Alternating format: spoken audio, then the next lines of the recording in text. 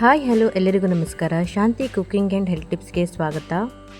ನಾನಿವತ್ತು ಡಿಸ್ಕೋ ಮೀನಿನ ತವಾ ಫ್ರೈಯನ್ನು ಮಾಡ್ತಾಯಿದ್ದೀನಿ. ಮಂಗಳೂರು ಸ್ಟೈಲಲ್ಲಿ ಡಿಸ್ಕೋ ಮೀನನ್ನು ತವಾ ಫ್ರೈಯನ್ನು ಹೇಗೆ ಮಾಡೋದು ಅಂತ ನೋಡೋಣ.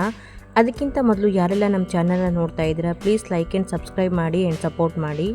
ನಾನು ಆಲ್ರೆಡಿ ಮೀನನ್ನು ಕಟ್ ಮಾಡಿ ತೊಳೆದಿಟ್ಕೊಂಡಿದ್ದೀನಿ. ಇದನ್ನು ತುಂಬಾ ಸುಲಭವಾಗಿ ಕಟ್ ಮಾಡ್ಕೊಳ್ಬೋದು. ಈ ಮೀನನ್ನು ಹೇಗೆ ಕಟ್ ಮಾಡೋದು ಅಂತ ಹೇಳಿ ನಮ್ಮ ಚಾನಲ್ನಲ್ಲಿ ಆಲ್ರೆಡಿ ವಿಡಿಯೋನ ಶೇರ್ ಮಾಡಿದ್ದೀನಿ. ಬನ್ನಿ ಹಾಗಿದ್ರೆ ಡಿಸ್ಕೋ ಮೀನಿನ ತವಾ ಫ್ರೈಗೆ ಮಸಾಲೆನ ರೆಡಿ ಮಾಡ್ಕೊಳ್ಳೋಣ. ಒಂದು ಮಿಕ್ಸಿ ಜಾರಿಗೆ 10ರಿಂದ 15 ಒಣಮೆಣಸಿನಕಾಯಿಯನ್ನು ಸೇರಿಸ್ಕೊಂಡು 1/4 ಸ್ಪೂನ್ ಆಗುವಷ್ಟು ಅರಿಶಿನ ಪೌಡರ್, ಅರ್ಧ ಸ್ಪೂನ್ ಆಗುವಷ್ಟು ಜೀರಿಗೆ, ಒಂದು ಸ್ವಲ್ಪ ಹುಣಸೆಹಣ್ಣು ಹಾಗೂ ಒಂದು 6ರಿಂದ 7 ಬೆಳ್ಳುಳ್ಳಿನ ಸೇರಿಸ್ಕೊಂಡು ರುಬ್ಬಕ್ಕೆ ಎಷ್ಟು ನೀರು ಬೇಕೋ ಅಷ್ಟು ನೀರನ್ನು ಸೇರಿಸ್ಕೊಂಡು ಮಸಾಲೆನ ರುಬ್ಬಿಟ್ಕೊಳ್ತಾ ಇದ್ದೀನಿ. ನೋಡಿ, ಇವಾಗ ಮಸಾಲೆನ ಈ ರೀತಿಯಾಗಿ ನುಣ್ಣಗೆ ರುಬ್ಬಿಟ್ಕೊಂಡಿದ್ದೀನಿ. ನಂತರ ತೊಳೆದಿಟ್ಕೊಂಡಿರುವಂತಹ ಮೀನಿಗೆ 1 ಸ್ಪೂನ್ ಆಗುವಷ್ಟು ಶುಂಠಿ ಬೆಳ್ಳುಳ್ಳಿ ಪೇಸ್ಟನ್ನು ಸೇರಿಸ್ಕೊಳ್ತಾ ಇದ್ದೀನಿ. ಹಾಗೆ ರುಬ್ಬಿಟ್ಕೊಂಡಿರುವಂತಹ ಮಸಾಲೆನ ಸೇರಿಸ್ಕೊಳ್ತಾ ಇದ್ದೀನಿ. ಮಸಾಲೆ ಏನಾದರೂ ಜಾಸ್ತಿ ಇತ್ತು ಅಂತಂದರೆ ನಾವು ಇದನ್ನು ಫ್ರಿಜ್ಜಲ್ಲಿಟ್ಟು ಒಂದು 2 ವಾರಗಳ ತನಕ ಯೂಸ್ ಮಾಡ್ಕೊಳ್ಬೋದು, ಒಂಚೂರು ಹಾಳಾಗಲ್ಲ. ನಂತರ ರುಚಿಗೆ ಬೇಕಾದಷ್ಟು ಉಪ್ಪನ್ನು ಸೇರಿಸ್ಕೊಂಡು ಹಾಕ್ಕೊಂಡಿರೋ ಮಸಾಲೆನೆಲ್ಲ ಚೆನ್ನಾಗಿ ಮೀನಿಗೆ ಹಚ್ಕೊಳ್ತಾ ಇದ್ದೀನಿ. ಮೀನು ಮಸಾಲೆಯನ್ನೆಲ್ಲ ಚೆನ್ನಾಗಿ ಹಿಡ್ಕೊಳ್ಬೇಕು, ಅಲ್ಲಿವರೆಗೂ ಇದನ್ನು ಚೆನ್ನಾಗಿ ಮ್ಯಾರಿನೇಟ್ ಮಾಡ್ಕೊಳ್ತಾ ಇದ್ದೀನಿ.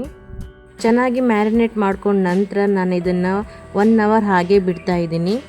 ಯಾವುದೇ ಮೀನಾದರೂ ಸರಿ ಮ್ಯಾರಿನೇಟ್ ಮಾಡ್ಕೊಂಡ ನಂತರ ಒಂದು ಸ್ವಲ್ಪ ಹೊತ್ತು ಹಾಗೆ ಬಿಡಬೇಕು. ಯಾಕಂತಂದರೆ ನಾವು ಸೇರಿಸ್ಕೊಂಡಿರೋ ಉಪ್ಪು, ಖಾರ, ಹುಳಿ ಎಲ್ಲ ಮೀನಿನ ಜೊತೆ ಸರಿಯಾಗಿ ಹೊಂದ್ಕೊಳ್ಳುತ್ತೆ. ಅದಕ್ಕೋಸ್ಕರ ನಿಮ್ಮ ಹತ್ರ ಅಷ್ಟೊಂದು ಟೈಮ್ ಇಲ್ಲ ಅಂತಂದರೆ ಅಟ್ಲೀಸ್ಟ್ ಒಂದು 15 ಮಿನಿಟ್ಸ್ ಆದರೂ ಹಾಗೆ ಬಿಡಬೇಕು.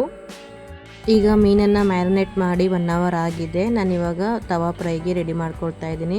ಒಂದು ಪ್ಯಾನ್ಗೆ ಸ್ವಲ್ಪ ಎಣ್ಣೆನ ಸೇರಿಸ್ಕೊಂಡು ಎಣ್ಣೆ ಕಾದ ನಂತರ ಅದಕ್ಕೆ ಸ್ವಲ್ಪ ಕರಿಬೇವಿನ ಸೊಪ್ಪನ್ನು ಸೇರಿಸ್ಕೊಂಡು ಮ್ಯಾರಿನೇಟ್ ಮಾಡಿಟ್ಕೊಂಡಿರುವಂತಹ ಮೀನನ್ನು ಒಂದೊಂದೇ ಸೇರಿಸ್ಕೊಳ್ತಾ ಇದ್ದೀನಿ.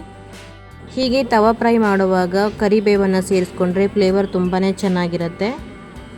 ಬೇಕು ಅಂತಂದರೆ ಮೇಲ್ಗಡೆಯಿಂದ ಸ್ವಲ್ಪ ಮಸಾಲೆನ ಹಾಕಿ ಹಾಗೆ ಸ್ವಲ್ಪ ಮೇಲ್ಗಡೆಯಿಂದ ಎಣ್ಣೆನ ಹಾಕ್ಕೊಂಡು ಎರಡೂ ಕಡೆಯಲ್ಲೂ ಮೀನನ್ನು ಚೆನ್ನಾಗಿ ಬೇಯಿಸ್ಕೊಳ್ಬೇಕು. ಮೀನನ್ನು ಬೇಯಿಸ್ಕೊಳ್ಳುವಾಗ ಯಾವಾಗಲೂ ಗ್ಯಾಸನ್ನು ಮೀಡಿಯಮ್ ಫ್ಲೇಮಲ್ಲೇ ಇಟ್ಕೊಂಡು ಬೇಯಿಸ್ಕೊಳ್ಬೇಕು, ಇಲ್ಲ ಅಂತಂದರೆ ಬೇಗನೆ ಸೀದೋಗುತ್ತೆ. ಅದಕ್ಕೋಸ್ಕರ ನಿಧಾನವಾಗಿ ಇನ್ನೊಂದು ಕಡೆಯನ್ನು ತಿರುವು ಹಾಕ್ಕೊಳ್ತಾ ಎರಡೂ ಕಡೆಯಲ್ಲೂ ಚೆನ್ನಾಗಿ ರೋಸ್ಟ್ ಆಗೋ ಹಾಗೆ ಮೀನನ್ನು ಬೇಯಿಸ್ಕೊಳ್ಬೇಕು. ಈ ಮೀನಿನ ಹೆಸರು ಡಿಸ್ಕೋ ಮೀನು ಅಂತ ಹೇಳಿ. ಇದಕ್ಕೆ ಯಾಕೆ ಡಿಸ್ಕೋ ಮೀನು ಅಂತ ಕರೀತಾರೆ ಅಂತ ನಿಮಗೇನಾದರೂ ಗೊತ್ತಾ? ಯಾಕಂತ ಹೇಳಿ ನನಗೂ ಅಷ್ಟೊಂದು ಗೊತ್ತಿಲ್ಲ, ಬಟ್ ಅದ್ರ ಕಣ್ಣು ಚೆನ್ನಾಗಿರುತ್ತೆ ಅಂತ ಹೇಳಿ ಇದಕ್ಕೆ ಡಿಸ್ಕೋ ಮೀನು ಅಂತ ಕರೀತಾರೆ ಅಂತ ಹೇಳ್ತಾರೆ. ಅದು ನಿಮಗೇನಾದರೂ ಗೊತ್ತಿದ್ದರೆ ಕಮೆಂಟ್ ಮಾಡಿ ಯಾಕೆ ಡಿಸ್ಕೋ ಮೀನು ಅಂತ ಕರೀತಾರೆ ಅಂತ ಹೇಳಿ.